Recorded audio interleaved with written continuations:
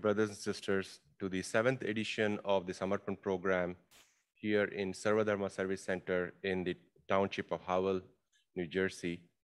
Today is a very special day as we are celebrating the Guru Purnima Day. And it's also my privilege to introduce today's speaker on this occasion. He's none other than our very own brother, Brother Rajen Ghayal.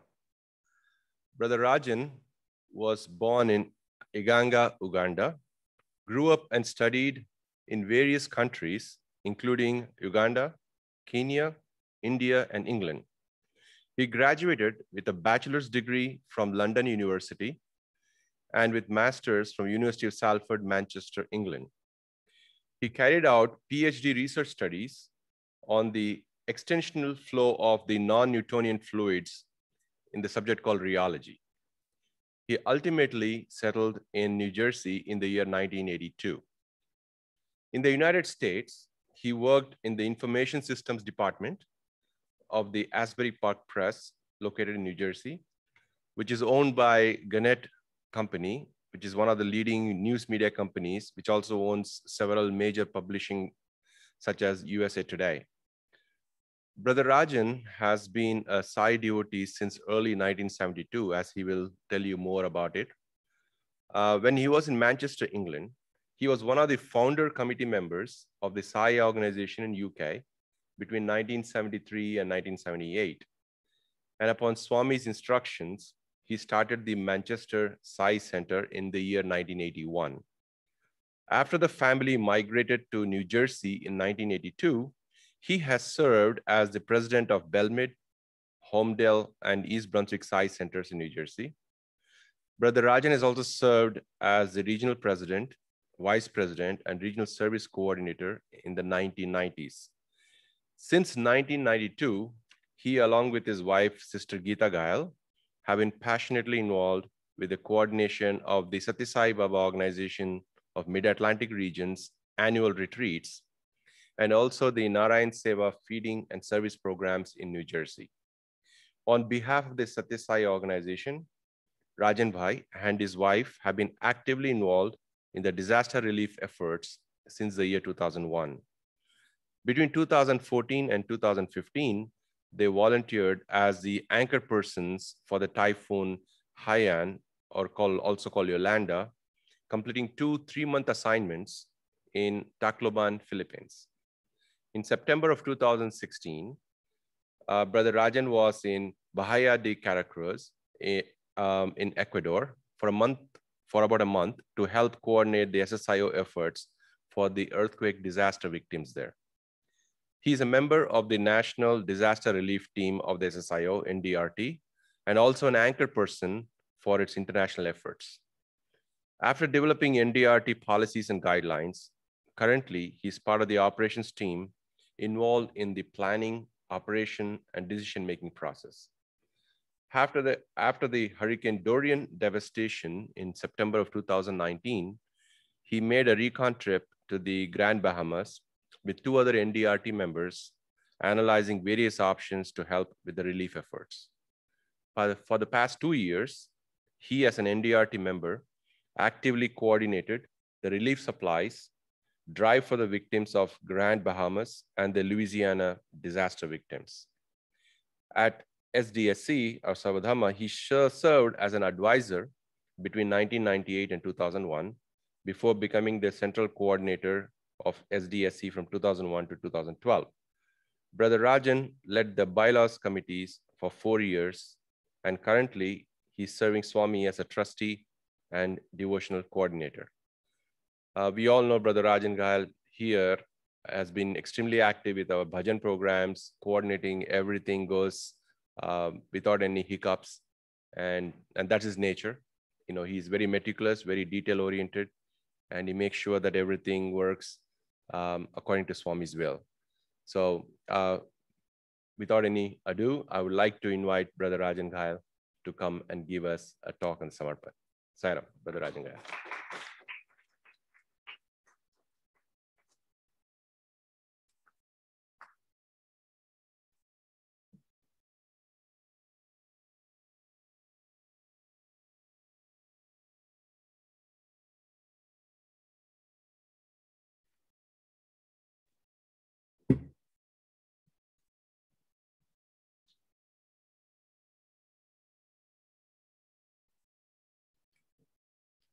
Sairam, everybody.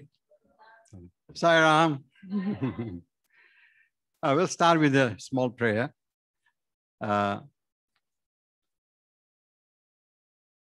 Oh, great God, most merciful Lord, to you do we pray for help, light, protection, and guidance. Teach us how to love you, serve you, and live in truth and right action. Bless this world and all living beings. May all be happy in divine love for you. My heartfelt gratitude to all. It is with God's grace and elders' blessings we are here. And I would like to thank our beloved Bhagwan for this opportunity. You all for inviting me here to this sacred place for this Samarpan talk. And also I would like to add and take this opportunity to thank my parents, my wife, my children, and the family to put it, without my wife, in fact, she has been my, a backbone, a supporter. In fact, more than 75% credit goes to her. Without her, actually, I'm practically nothing in this lifetime. So she has been my soulmate. Thank you so much. So just a gentle Sai Baba's reminder. Our beloved Swami has reminded us, God gave you the time, space, cause, idea, skill, chance, material, and fortune. Why should you feel as if you are the doer? So basically, this is a disclaimer statement here from me. He is the doer, not this human body. Without his permission, will, and grace, we cannot accomplish anything. We surrender at his lotus feet and pray to make his divine instruments. Having said that, let me tell you, I have plenty of ego, right? If you're buying it, I'm selling it. So I just wanted to, this Banya business sense, put it there. All right, so this has been my maxim. Actually, General Chiber, we had this leadership workshop in Homdale Center. Some of you might remember this. And he mentioned this Sai Baba's Mahavakya, be, see, do, and tell. And this is what our life has been, my wife and mine. And now it's time to sing the Guru Mahima, Lata Ben's bhajan, Guru Mahima Gao. And it's time to sing his glory, talk about his glory. And I've been very fortunate that, he has been, he's made me an instrument in this lifetime. These are some of the Sai experiences. I had developed some themes and the Samarpan sharing Sai experience. I just wanted to bring that actually. I have talked about to some other centers on this. So these were some of the themes I had developed. Today's talk, I'm going to focus on England only because I have so much material that I couldn't, and I had been struggling for the last 2 weeks, besides a lot of phone calls. So, I decided last night that maybe I just focus at least for all the experiences I had in England. Now in England, this map you see, where it says the word England, just below it is Manchester. And there is also towards the west, on the map, so towards the right actually, there is a place called Bradford. So, and then London, as you go down, you can see at the bottom. So it's about more than 300 miles from Manchester.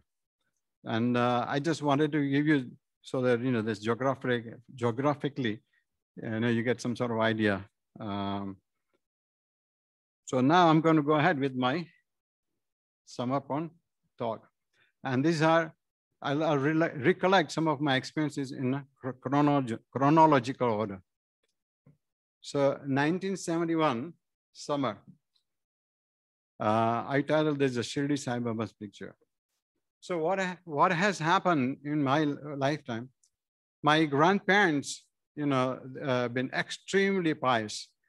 In fact, my grandmother used to feed people. Anybody, any guest who come, she would feed them, and she was a perfect host. Their condition was not that good, and they would many times remain hungry, but always feed the guests. So then my parents, they became, they were very pious also. And they, both of them, they believed in this spiritual puja. So as I grew up, and especially when I was at the university, the college years, it was very difficult for me to grasp the ritualistic aspect of Hindu religion. And I had struggled with that. So there was a lot of questions, a lot of confusion. So what happened was,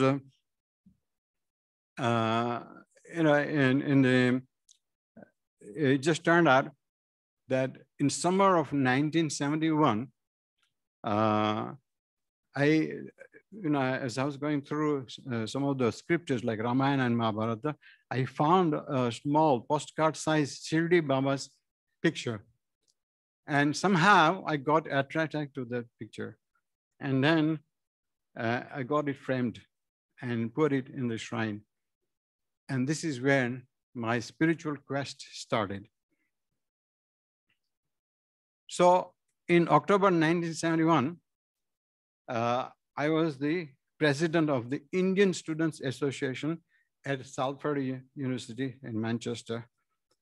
And one of the things we used to do was coordinate sports activities. So there are 3 universities in Manchester. Our university used to have excellent sporting facilities.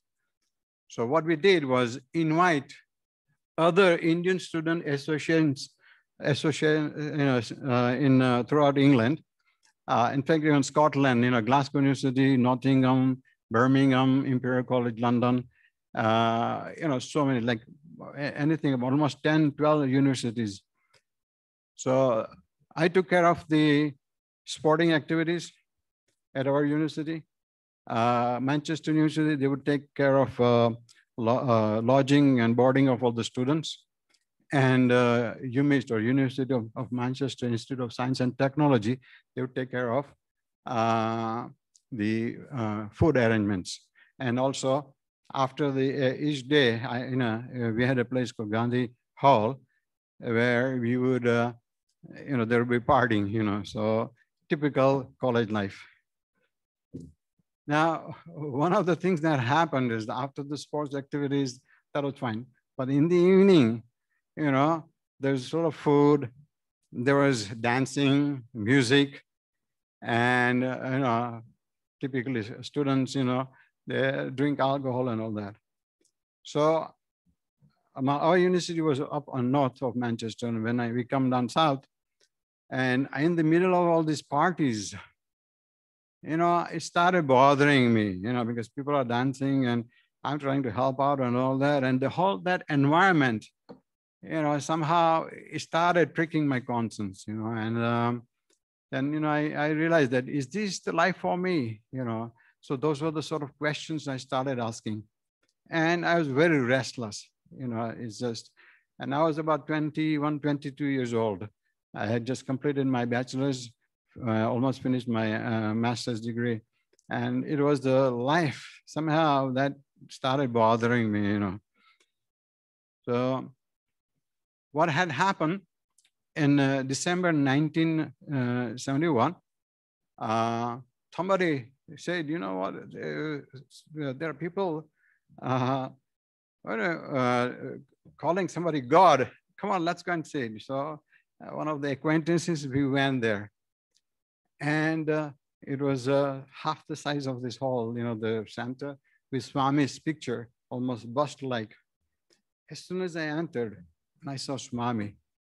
And he, for a few minutes, removed that veil of Maya And I had a thunderbolt feeling in my heart, and immediately had this feeling that he's the guru I'm looking for, you know. So that was really, and then they started, the name of the host was Gulabai Patel. He started playing the gramophone record, in those days, Swami singing bhajans, that LP. And Swami's speech, the famous 1968 speech, where, he says, Yada Yada Hi Dharmasya, that. So that really, and I was crying. I just started crying. I just like that, profusely, had no rhyme or reason. Somehow there was that connection. So I realized that there's something in this,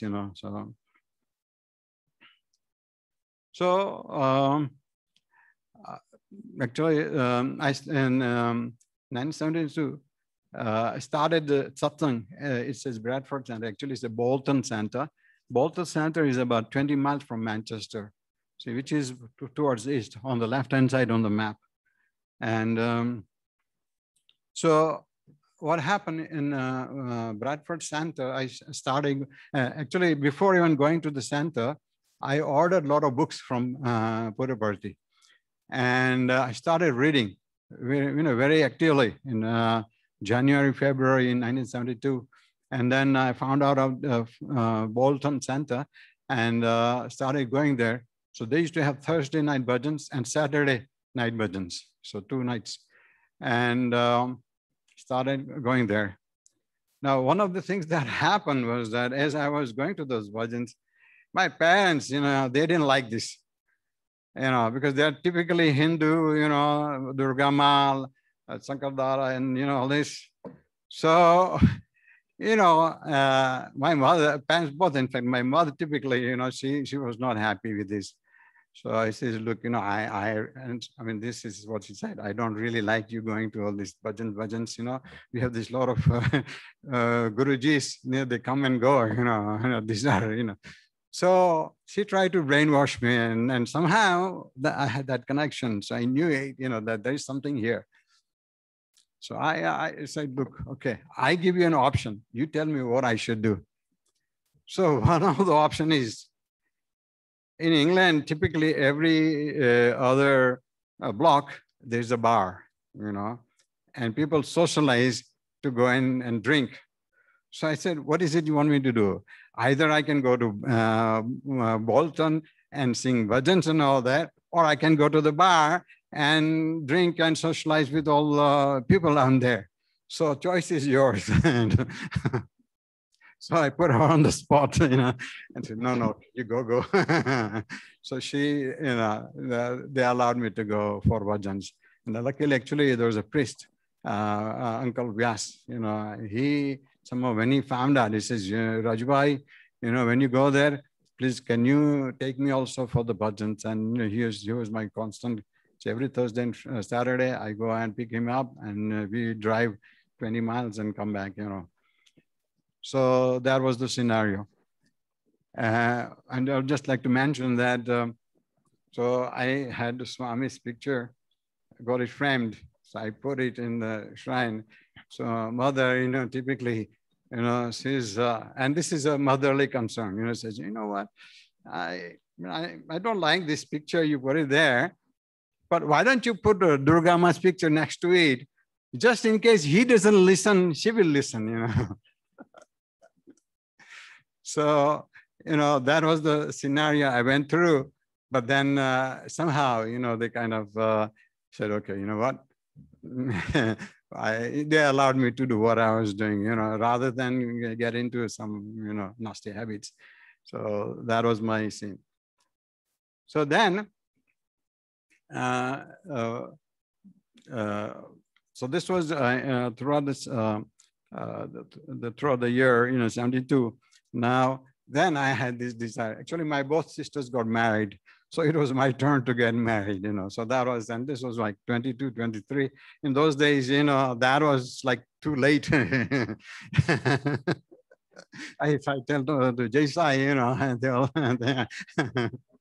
they think I'm crazy, So And even my wife, 21, they used to think it's too late, they start looking for grooms at the age of 16. So anyway, so I said, I'm going to India, and one of the things I'm going to go to Puttaparthi. So first I went to Navsari, in Gujarat. Now, this is 21, 22, that scenario, a total clueless person, I have no clue what to expect. I'm just going there because I have this connection somehow. So then in Navsari also, they all tried to persuade me not to go to Puttaparthi. They all keep on saying, you know what, there's so many gurus like this, it's not safe and all that. But then luckily, my mama, my maternal uncle, he found out that there is a Sai group in Navsari. He says, luckily, there is a Sivadal group. They're going to Puttaparthi. Why don't you go with them? So that way you'll be safe. And then I went with Navsari Satya Sai Sivadal group to Puttaparthi. So this was my, and then we left. This was actually just before Navratri festivals. We were in Puttaparthi. And as soon as we came into the Puttaparthi, in those days, there were no wall or anything. It was all trees in front of the mandir. And we just came with our baggage. And as soon as we were in the compound in front of the mandir, Swami came across and, he looked at us, kind of gave a blessings, he greeted us. And then he called one of the Sevadal volunteer and said, pointing at us, can you tell that group, go and take shelter. It's going to rain. Now the weather was beautiful, like this clear-cut skies, and he's telling that, tell them to take shelter immediately, it's going to rain. And you won't believe it in those days. So where to find? There's nothing there, no accommodation. Some of these buildings were not even there. So the Chitravati River used to have huts on both sides. And these are, these cow dung type of huts with a thatch, so we went there and took shelter on the veranda of those, huts. And as soon as then it really rained very hard, as Swami had said. So we were saved that way. After that, there was no rain. So then where to sleep? So, where the Ganesh statue, Ganesh Mandir is right as you enter in the ashram, there's a tree there. So I found a spot right there and put a thin mat, and I didn't have anything, a little bed sheet and a pillow, and my towel was my, and I slept there for more than 1 week, almost 9-10 days. And we went to Chitravati River for our morning ablutions. There were huts on the side. We go there, take a shower. In those days, the 25 paisa, they give one hot water bucket, one cold water bucket, like that, And now, just imagine a person who has lived in luxury, I have to go through this. So it was tough, but that's what happened. So then, and this trip actually turned out to be quite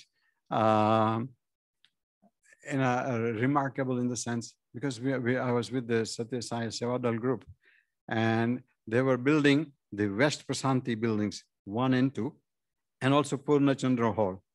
So I was in an assembly line with the Sevadal volunteers and carrying the buckets of either sand, pebble, dirt, these broken brick pieces and stuff like that.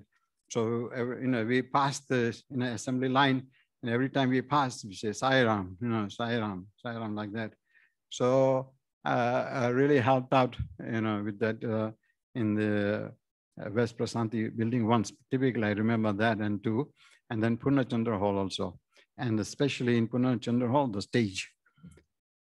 Swami, every day would come and inspect. And, he make a round and inspect everything. So one day he just coming and right about like 2-3 feet in front of me, stood in front of me and really stared at me, and it was very penetrating, and painful to your eyes. Believe me, this is the type of twice that has happened to me. And this was the first time, he did that. And I started then feeling, uncomfortable, started looking down, but then he kind of saw that and so he walked away. So that was my, part in Seva there. So things were getting a little rough because as the crowds were coming in, and then one day, I think it was the 5th or 6th day of Navratri. Swami came on the stage, and he was standing right at the edge of the stage there in the Purnachandra hall. Now, in those days, the overseas devotees were allowed to sit in front. So, and what also happened was that because a lot of people come, there are no accommodations, there's a lot of contact, and a lot of people were coughing. So as they were coughing in the hall, in the Purnachandra hall, then I realized that there is nobody coming to the overseas, like 3, 4, 5 rows in our overseas people, and then nobody's coming there. So then I just suddenly got up and, got a bucket of cough mixture and started distributing just like others, So I was distributing and I went around in the front row, right? Swami is on that far end and men's side was on that side, came right like that. And I was in a line of Swami. I don't know what happened. All of a sudden, made a turn. He went straight to Swami. I said, Swami, Gujarat jane ka hai, shaadi karne ka hai, aisa karne.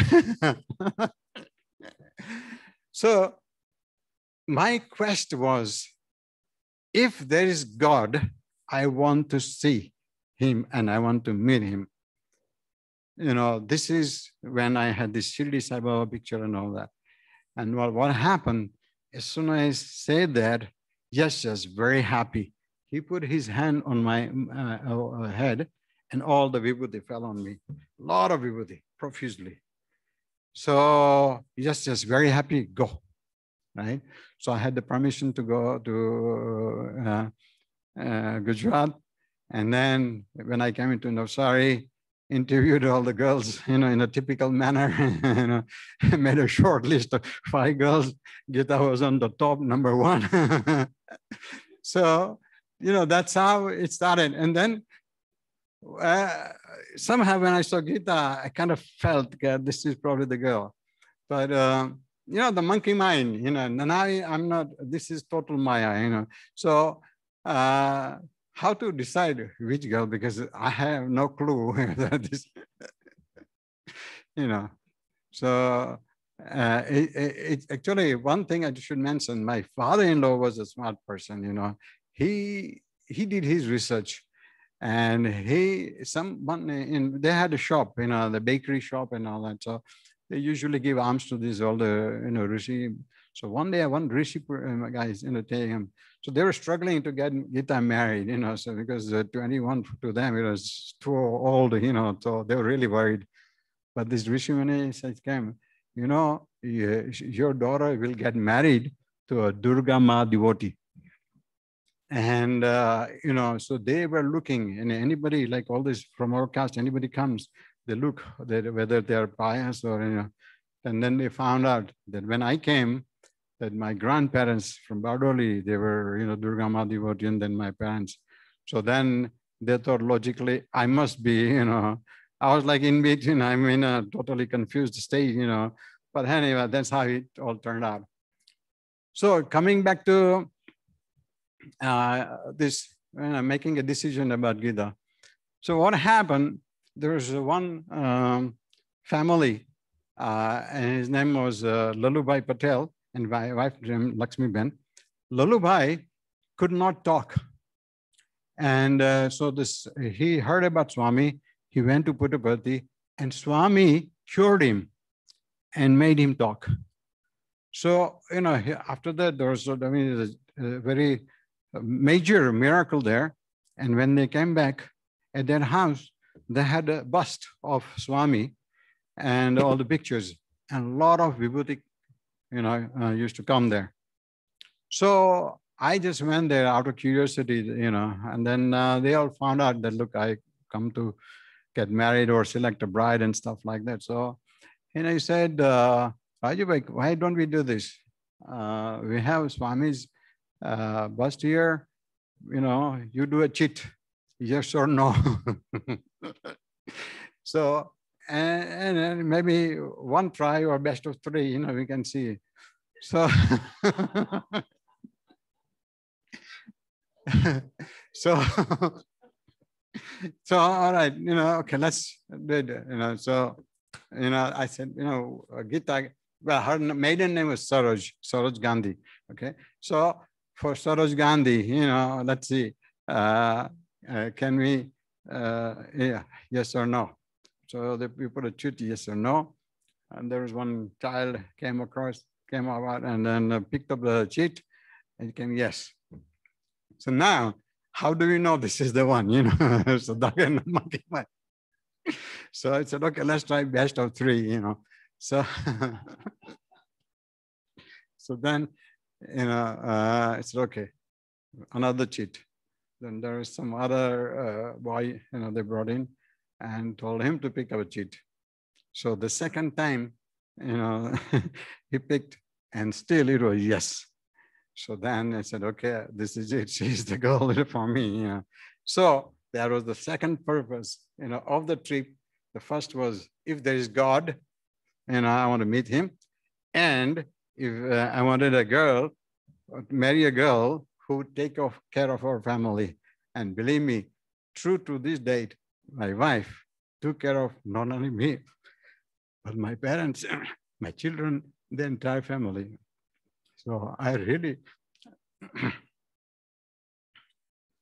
I really owe a big debt to her. This is one of the, this is my good luck. Swami, my number one good luck, my wife, my number two, and obviously my parents and grandparents, So I've been very fortunate in that sense. So eventually in 1973, we got married. So my parents had told me specifically, don't get married in India, come to England and then only get married. So we got married in Bilston, Wolverhampton, which is in the England, the middle part. It's called also Midlands. That's where we had. So we took a bharat of 2 coaches from Manchester to Wolverhampton, and that's how we got married. And then after that, she really started helping out in the house, because my mother had a retail textile business and my father had a wholesale textile business. And she just blended in the family and, took up a lot of responsibilities. So the next 2 bullets, this is my cousin's catastrophic illness. My uncle also was living close by. And maybe I'll just mention that. My cousin, when she was about, her name Lena, she was about 2 years old. She contracted meningitis. And when she contracted meningitis, she became a human vegetable, totally paralyzed. She had no coordination of her hands, legs, or even the eyeballs. They would go round and round. It was a really pathetic condition. It was incredible. My uncle and aunt, both very sociable people, totally opposite of my parents. They believe in going out to visiting people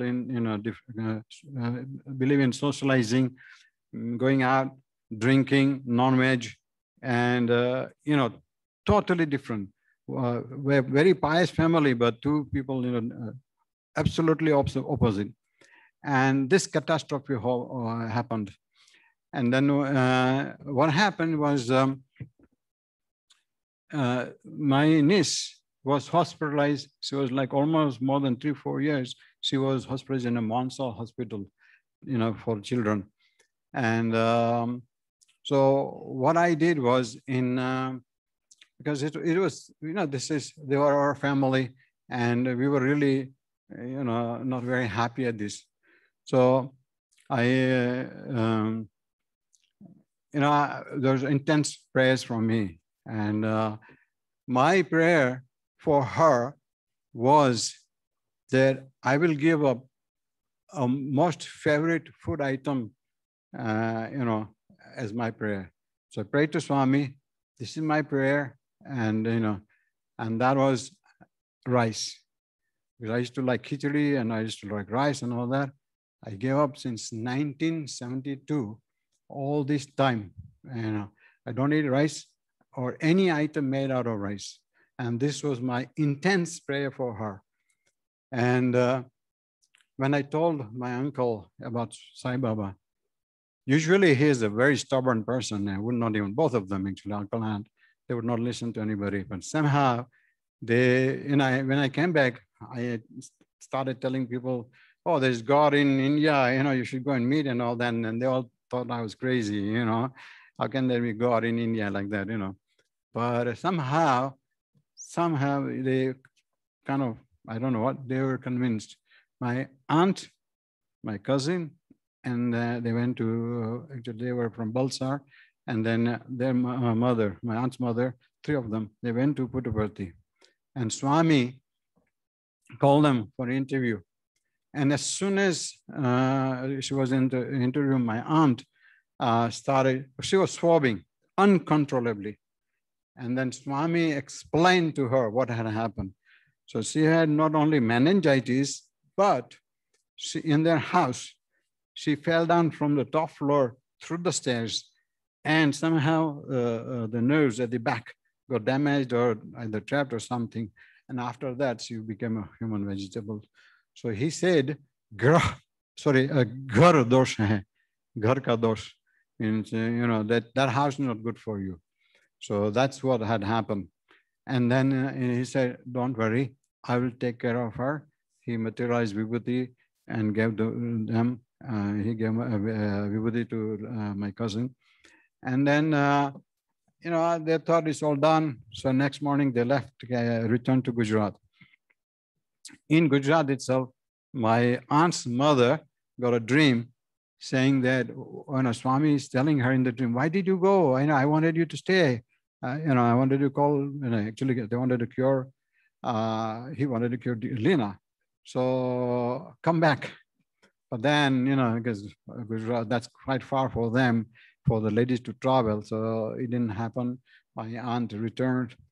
And this was in February of 1973. And from April 1973, my cousin started healing. And so she's like more than 75% healed. She can walk with a limp. She can talk with a stammer, and she can do all her personal, obligations, personal stuff. She can take care of it. Now she was also very active on computer.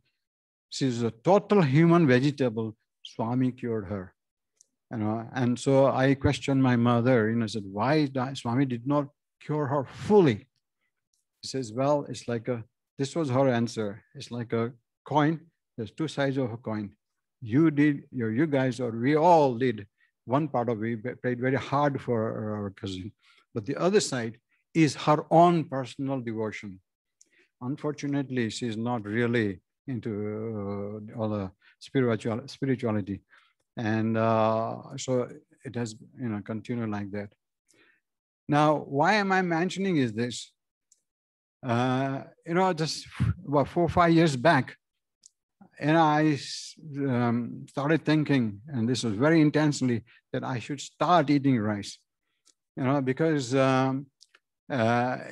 she's not going to get cured and all that. So, and maybe Swami heard my prayers or not, I don't know. So I had those wavering doubts. And all of a sudden, we received news from there in California saying that my cousin, she fell from stairs, Just like she fell in England. Now they're in California. She fell from the stairs.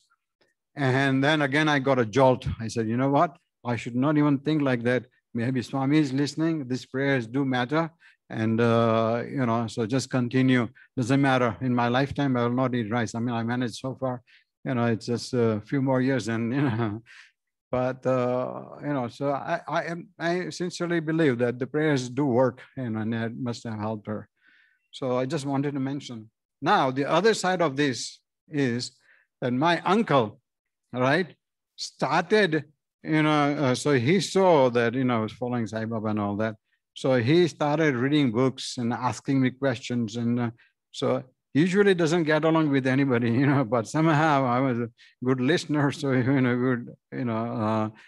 had a pretty decent conversation. So he also got books and started literature and started reading about Sai Baba. And, what happened was that he really became quite knowledgeable as Swami.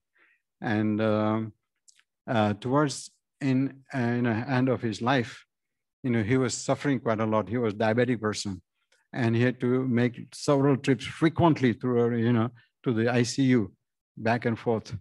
So what had happened, the family was entirely fed up because this was like a constantly going to ICU and all that. And they're all my cousin, I have two cousins. Lena, she cannot do anything, but my other cousin brother, who actually he was like a fourth brother, grew up with us in Manchester. He also, professional guy, and he was also getting a little tired. So this is in 2008, November time, just before Swami's birthday. I just casually called my aunt and I said, how is uncle doing and how are you guys doing? And then she poured out all her grievances and all that. So I said, you know what, there's one thing I can do. I can pray to Swami and let me call Mahesh. At that time, my brother Mahesh was on medical seva in Puttaparthi. So Mahesh Ghayal, you know that he's a cardiologist. And so he goes for every year, twice a year, he used to go for medical seva. So he was in the veranda. I called him up at such a time and told him, relay the message. And I said, can you pray to Swami? What happens? So that was on 22nd. On Swami's birthday, 23rd, 2008, Swami, as he came in the veranda, straight away came to my brother. And Mahesh said, look, my uncle in USA is going through such a very bad phase. Swami said, very happy. I'll take care. So it was very reassuring, And then he called me up. So I, in turn, called my aunt and I said, look, this is what Baba has said. He will take care. And somehow they found so much courage and all that. On 24th, with the doctor, they had a meeting and they decided to pull the plug. They pulled the plug. He died. He died very peacefully. One of the most spiritual, transformed person, And so that I thought I would just mention that. But this is, the story about, an uncle's transformation. So, right, 1974, my parents now, who were totally opposed to what I was doing, with Sai activities and all that, they went to India, and all of a sudden in Navsari, so they met some Sai devotees in Navsari and all that, and they heard the news that Swami has come to Dharmakshetra. So they decided to say, well, if he is such a pious person or saint, so we might as well go and see him. So they went with an open mind. They went to Dharmakshetra. As their luck would have it, they were sitting at the back of that hall, and somebody says, somebody just came in, one of the volunteers, and you are from overseas. All the foreigners go up front. So they were made to sit right in front. Mother on the other side, father on this side. So it just turned out, Swami came out straight to my father, he came. And my father just went like that. And Swami put his both hands on his palm. So he blessed him that way. Then from there, he went directly to my mother. So my mother, she has this big stack of books. She does all this astotra and the slokas and the nitya path and everything. She had that. On top of that, she had rosary bead. So she's raised that to her and he blessed that. So, and Swami took care of both of them right throughout all their lives. So, there was another transformation, and so I feel very lucky about that, that they had the blessings. All right, so I'll continue. 1975, the Second World Conference. So what had happened was, obviously, we were going through all these devotional activities and all that, and I was actually a committee member of the Bolton Science Center. And so they said, if you can represent Bolton Center as a delegate, why don't you go there? So I decided to go to Puttaparthi, and I went there earlier, hoping to again help, because I liked this seva we did in 72, So again, this time it was a different seva group. I just joined them. West Prasanthi West Prasanthi buildings as they were going. This time, it was what, 7, 8, 9, 10, the huge. So we were helping out with these footings and foundations, pebbles, concrete and all that carrying. There's typically, the highway. And the Swami would make his rounds for the, for the seva, inspecting everything.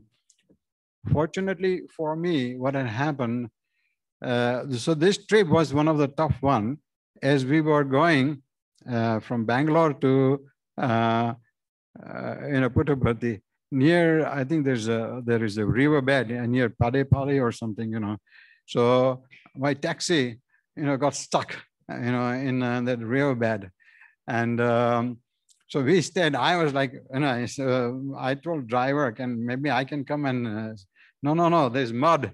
You will spoil all your clothes and everything, and you don't even have the gear, So how to get out this? So fortunately, and I was praying to Swami, and must have been in the taxi for more than 4 or 5 hours, So around about 4 o'clock in the morning, 2 hefty people just came in and spoke in the local dialect and, pushed the taxi and we were out.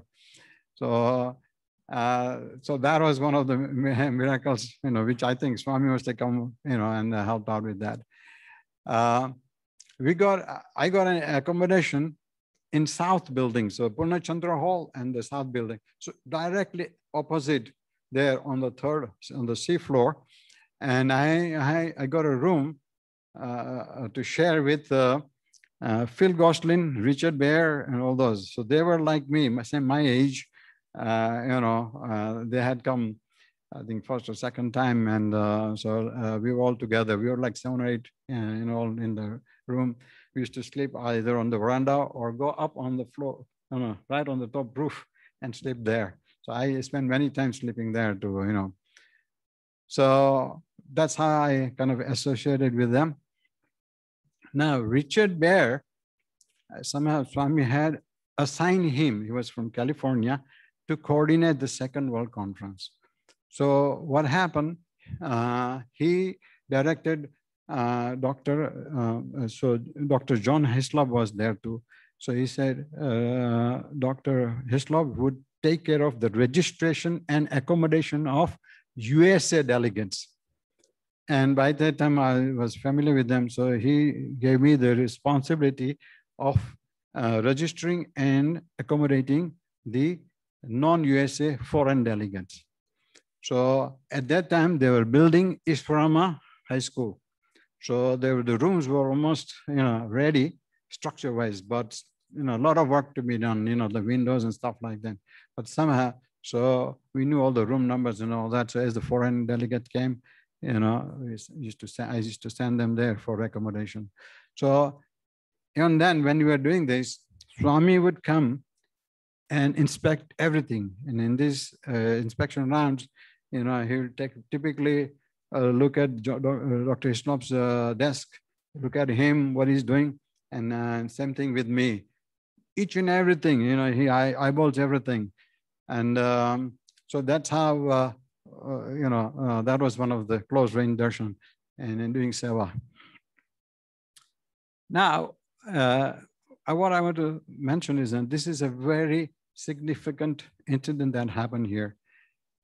Dr. Hislop narrated a story to me, and he said he's been asking Swami to give him work, right?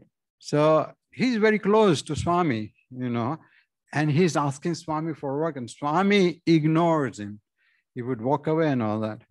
So then he got tired of all this. So he went to Indulal Shah, said, can you ask Swami to give me some work, right? So Indulal Shah then made a request to Swami.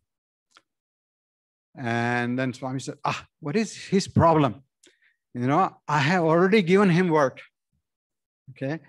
So, and I said, he is registering American delegates. Swami knows everything, and so he told Indulal Shah. So Indulal Shah told him, narrated the same thing, says Swami's response. So he's telling me that. So, here the point was Richard Baer assigned work to Dr. Hislop. It's a smaller guy and this is a bigger guy, gave him some work. So there was a little bit of ego problem here, but, he assigned him work, which Swami says, I assigned the work to him, So that for me is a big statement that anybody, right? Anybody who gives you work, then be sure, because this is from Swami. If you don't do that work, then the chances are that, that the next opportunity, Swami would tell you, I gave you work and you didn't do it. So this was one of the biggest trap, So I learned never to say no. Anybody says do this, I'll do it. Whatever, I'll do it. So there's just how this was a saving grace for me. We were in early 90s. We were coordinating all the retreats. So we were loading because we were going to the retreat site in, I think it was Camp Akiba. So what had happened, all of a sudden, as we are leaving, we loaded our two vans. We had a minivan and we had a station wagon, all fully loaded, So as it turned out, Jai Sai somehow, the Jai Sai, when he was young, was a very mischievous boy. And I mean, a lot of his pranks and all that. Now, Jai Sai, he comes and he grabs my hand. And, in such a tone, he's telling me, so on our basement, we had Swami's pictures, So he said, can you take this picture? And then this picture, bring it down and bring it. Like, so 5 pictures he selected. And the way he was talking, I knew there was something wrong because Jai Sai is, he never had that type of tone. So we took those pictures. We believed him and said, whatever happens, we don't lose anything, but he's telling, so so we took those pictures to the retreat. Now, what had happened in Camp Akiba, we had 4 halls for the 4 Bal Vikas groups, SSC groups, and 1 for YA. So according to our planning meetings, all those people, the adults, they're supposed to bring the pictures. As it turned out, none of them bring the pictures. And, when we went there, they all came running and says, Rajen bhai, we don't have pictures, we need pictures, because, so I said, look, this is Swami. I have 5 pictures here, take them. And that's how, so this helped, so, never take anybody lightly. If somebody gives you work, do it, This is from Swami. So I just wanted to bring that point.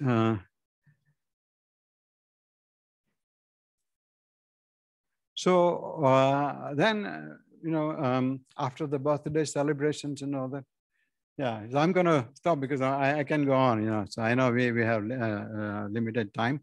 Thank you for reminding me. So I'll just complete, about this 1975. So with the UK group, what had happened after the conference was over, Swami had called UK. So there's a Navin Patel, a Swami student, and I was there in the direction line. So Navin Patel and all the UK group interview. So we managed to. There are people, all the UK group, we knew them, but they were all kind of dispersed throughout the ashram. So we collected and straight away told them to go to, for the interview. Swami's calling for interview. So we went, 30 of us, plus some other, so almost 40, 45 people, we were in the interview room. And this was one of the most profound interview. He asked everybody, where are you coming from? The usual, casual Swami's greeting, how he showers his love and all that. He materialized vibhuti, he gives to the devotees and all that. And all of a sudden, he's looking at me, and I said, what kind of friends you have? And I'm like, what? So it said, your friends, because at that time I was doing PhD studies, and my fellow students were all these IIT people, all these big shots. In fact, my supervisor, PhD supervisor, was Dr. Raghunath Mashelkar, a Maharashtrian, very brilliant guy, But Swami is telling me, all these people are there making fun of you. And then he mimicked, and this is how they're making fun of me. And as I found later, one of the fellow students told me that they were all making fun of me and all this. So coming back to this, Swami said, give up your friends, right? No friends for you. Just friend, So after that, I had one good friend, even after he got married. So we all went different ways, So giving up friends. Then again, later on, he said, you help your friends, you carry their stuff in your car and all that. And you you come home, you're late. And you tell all these lies to your parents. And he repeated exactly all the words I, was telling. And I said, oh my God, the only person who knows this is God. So nobody knows about this. And I was really, honestly, I was lying to my parents and making all these excuses and stuff like that. So he said, don't lie to your parents. Always seek their permission. Always help them. Always serve them. In fact, I kind of wrote this up nicely, which is, these are some of the words exactly he used.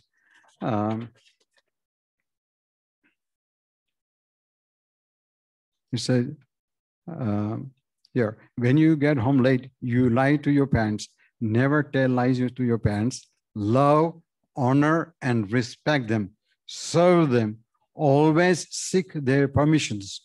Touch their feet and seek blessings. Help them. So implying no more studies, as my father subsequently had a heart attack. So back in 1972, there's one guru I met, and he said, there's no more studies for you. And, and actually at that time I had a scholarship to study PhD. So I was very arrogant. I said, how can that be possible? I have scholarship to do PhD, and how can that be, but Swami said, once through an old man, like a Shirdi Sai Baba, and the second time, Swami. So, and as it came out, I could not finish my studies. My father had a severe heart attack, and this is $1 million business, import textile business. And, it was a very, very hopeless situation. So I ended up helping him out. So that was one of the things that had transpired.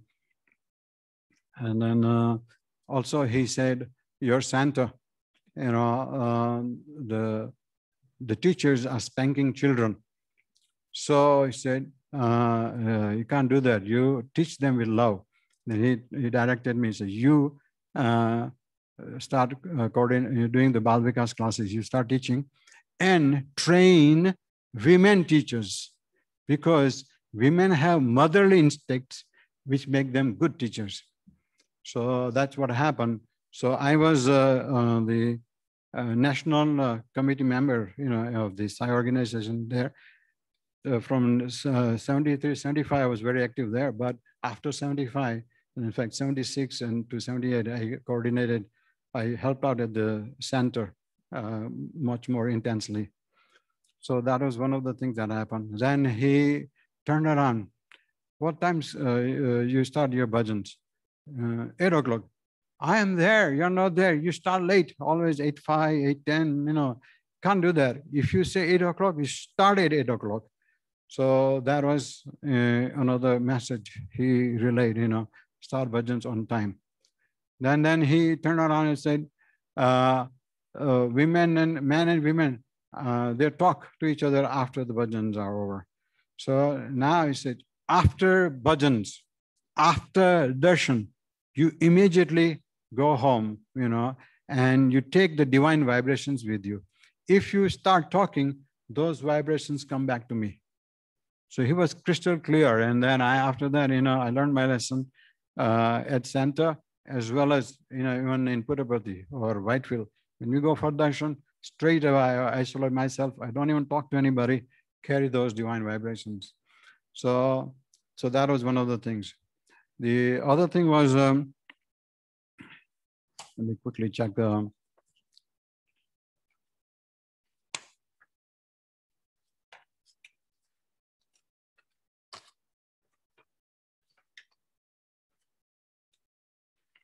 so we were, after the, this conference, we used to sit on the veranda, and we all had UK badges around, so this high organization, and in the center it said UK. You can read it in a bigger handwriting, UK. So he comes to me, looks at the badge from USA, and so, no, Swami, UK, from USA, and he left. So little did I know that I was going to settle in USA, So this in 75, in 80, 81, 82, we finally settled in USA. So that was one of the things I wanted to say.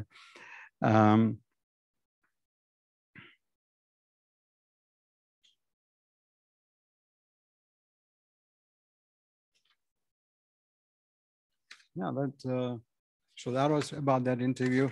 And then, well, it's 12:35, and I can go on. Believe me, I have not even covered anything. This is UK. I had a lot of stuff.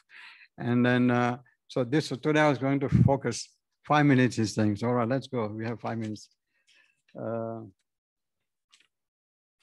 Okay, yeah. So again, so in 1975, I had a December visit to Whitefield. All right, so this time around, I was still in Navsari. I came with my brother-in-law, went to Whitefield for Swami's darshan. And again, he blessed. So one thing that really happened here was, this time I had a big envelope in which I had photographs of my brothers, sisters, and the family. So I was in the darshan line. I raised the envelope to Swami, like that. And he looked at it and says, I wanted him to take the envelope. So he says, oh, pictures. Now this is a sealed envelope, very hard, that envelope. And it's, pictures, photographs, family photographs. And he put his hand and blessed it. So, and I'll tell you that, Swami took care of all my brothers and sisters. They all become Sai devotees, and they all have been serving Swami in whatever respect, both my sisters, both my brothers, So that was something, it was like a family seva. So I thought I'd just mention that. And then the other thing was, at that time, my wife was expecting a baby. So I didn't know whether it was a boy or a girl. So I wanted a name from Swami, and that was the purpose of going to, Swami again. So it just turned out, so Whitefield is much more accessible for Swami. So Swami came for the darshan. So first time I mentioned it, and as he was going towards his quarters, I followed him, and that's why I just said out, Swami, bacha ka kya naam rakhega, like that, the name of a child, So, and then he said, Tero Bangaru, right? So, that's what happened. Tero meaning wait, Bangaru. Now, Bangaru, there are two effects. First of all, so what happened when Varsha was born, we named the children with the horoscopes. So, Babu, that was her Vrishabh Rasi, and so we had to name Babu. So at that time, my wife was reading the Vasant Varsha, summer showers of Vrindavan in Gujarati. So Varsha, she liked that name. So, we took that. And then my father, he's a textile businessman. So, Bini Textiles, you remember. So he kept the name Bini. And when I Swami said Bangaru, I said, oh, you know what, we might as well call her Bangaru. So when we had the christening ceremony, we went Varsha, Bini, Bangaru, like that. So that's what happened with Varsha. And I'll tell you, Varsha turned out to be very lucky in her lifetime. She got 5, 6 interviews with Swami. And, although not involved with the organization, but she does a lot of selfless seva. She's a pediatrist. Her clinic, is open to all without appointments. So some days she may have 35, 40 patients. Some days she may have 15, 12. I mean, she really works very hard. And that's all, she tries to follow Swami's teaching. So, that's what Swami's grace to her. Oh boy, this 97 vacation trip to New Jersey. I'm going to round, this is pretty good. I'm going to round up with this. So in 1978, I decided to visit USA. Both my sister was settled by that time in New Jersey. So I said, okay, you know what, everybody is going to America for a vacation. Let's go for, So I decided to come. And so as soon, I maybe hardly 2, 3 days, my elder sister, she used to live in Kearney. So at her house, one morning, as I waking up, and this is like a vision, Swami's face turning to Durga Ma, Durga Ma's face turning to Swami, it just kept on happening, turning repeatedly. And when I woke up, it was, words are coming from my mouth, ma, like that. So that was a profound message for me that Swami and Durga Ma, they're both one and the same. So that was, one thing. And then when I went to my other sister, Mamta, with the Parichas, so they used to live in East Orange at that time. And they were looking for a house in Roseland near Livingston, so they saw property. We went there. I actually was there with them in a nice property, the current house they have, and so we all liked it. I said, okay. So on a Tuesday morning, again in the about 5 o'clock or so, Swami in the dream, he's telling me one thing he said, okay, in the fridge, there's a plate of pedas. If there's one peda missing, I have eaten it. He said that in the dream, So, Mamta is very, both actually are very pretty much devotional people, So they made the pedas and, to Swami, this was from him, okay? So then he said, this Thursday, you will meet an old man, and whatever you have in your pocket, give it to him. Whatever amount you have, So that was the, so I kind of remembered that. I didn't know what was happening on Thursday.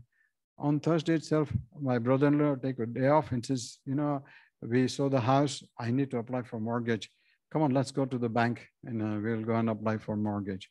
So we went to the bank, very close by, and he went inside, had a meeting with the manager, and I was outside. So there's an old man who comes in, goes to the cashier, and he's asking, "I'm expecting some money. Most probably Social Security. Can you check my account?" So the guy,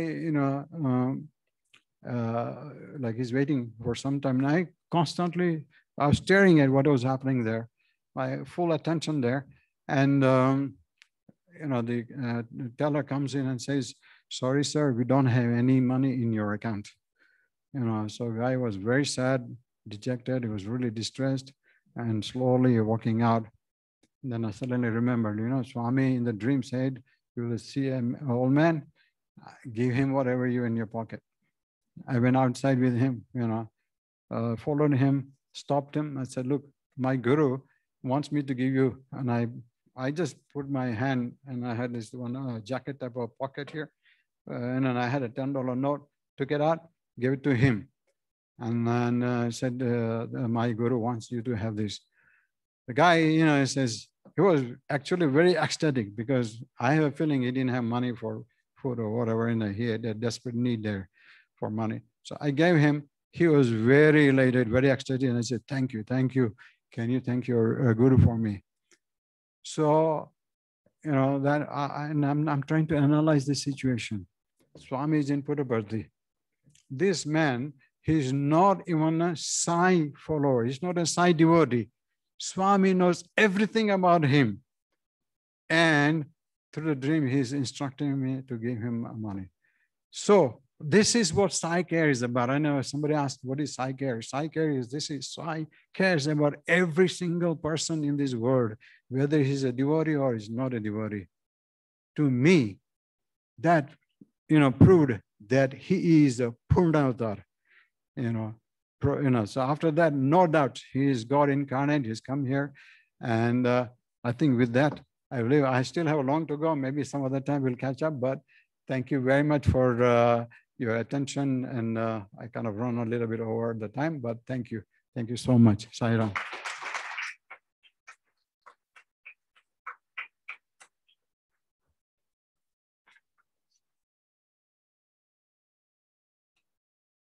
By the way, just to say, this article actually something prompted me to write about this article, which I sent to Puttaparthi, to Mr. Kasturi at that time. And Mr. Kasturi went to Swami with the article. He, after corroboration from Swami and his permission, he published in Sanatan Sarthi. So it's the October 1978 issue of Sanatan Sarthi, Blessed Moment. This is the article, Rajendra Ghayal, there it says. So it is in a Sanatan Sarthi. I just thought, so this was, so it was true when Swami had directed all that, so it was, I just wanted to let you know that. Thank you. Sai Ram.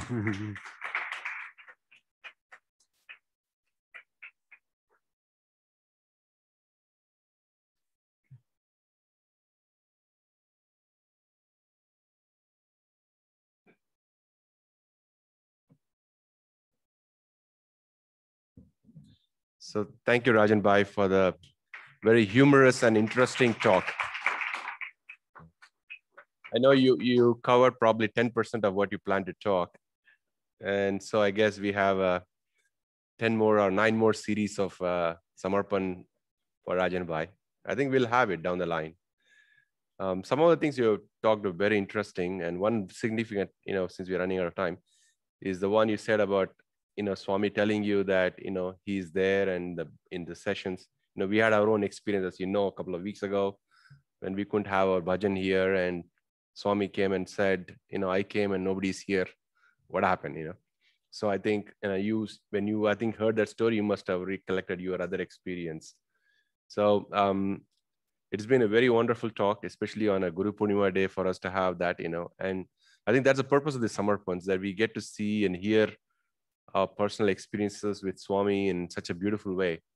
And we like to have more of these coming down. And we thank you again for especially the last minute thing which you did, with all this busyness going on right now. So thanks again. So with that, I'd like to call our special advisor, Krishnamurti Kasturi Garu, to please thank our Rajen Bhai for coming here. Yeah.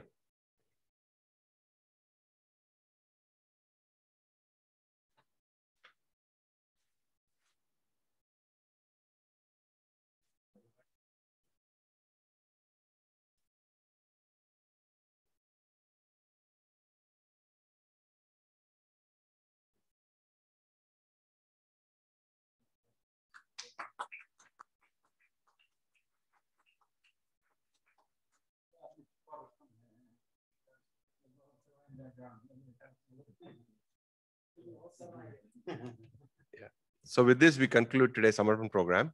And Rajan Bhai, we'd like you to do the Arati and, the closing ceremonies. So, yeah.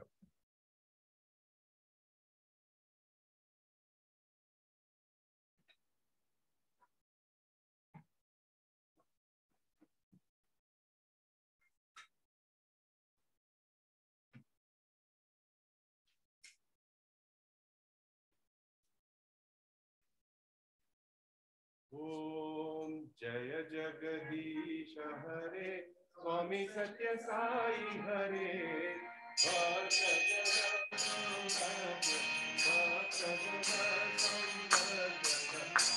Maheshwara Om Jaya Jagadish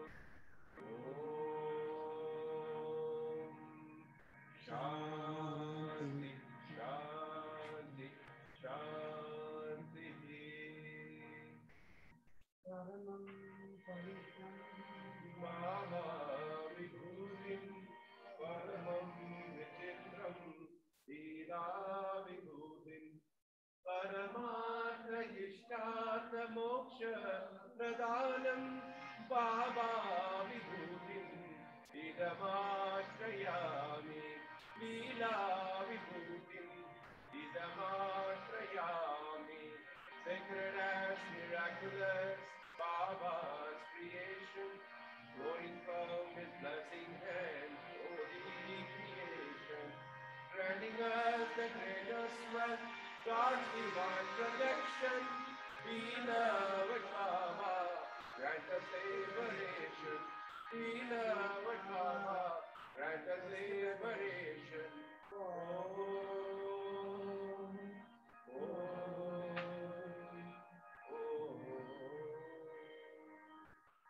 Brahmarpanam, Brahmave, Brahmano, Brahmanahutam, Brahmaivakena Gantavyam, Brahma Karma Samadhinah, Aham Vaishwanaro Bhutva, Valinam Dehamarjitah, Pranapana Samayuktah, Patamyannam Chaturvidham, Om